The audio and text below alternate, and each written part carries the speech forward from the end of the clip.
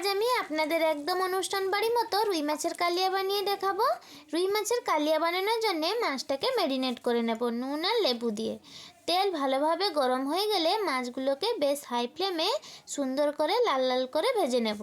মাছগুলো ভাজা হয়ে গেছে, এবার নামিয়ে নিচ্ছি। এবার ওই তেলে শুকনো লঙ্কা আর কালো জিরা ফোড়নে দিয়ে বেটে রাখা পেঁয়াজ দিয়ে দেব। পেঁয়াজের কাঁচা গন্ধ চলে যাচ্ছে ততক্ষণ ভাজবো। এবার আদা রসুনের বাটাটা দিয়ে একটু নাড়াচাড়া করে টমেটো বাটাটা দিয়ে দেব। এবার দিচ্ছি স্বাদ মতো লবণ, হলুদ, লঙ্কা গুঁড়ো আর কাশ্মীরি রেড চিলি দিয়ে একটু নাড়াচাড়া করে কাজু বাটাটা দিয়ে দেব। আর 2 চামচের মতো টক দই ফেটিয়ে দিয়ে দেব। এবার পরিমাণ মতো জল দিয়ে দেব। গ্রেভিটি ফুটে গেলে ভেজে রাখা মাছের পিসগুলি দিয়ে দেব।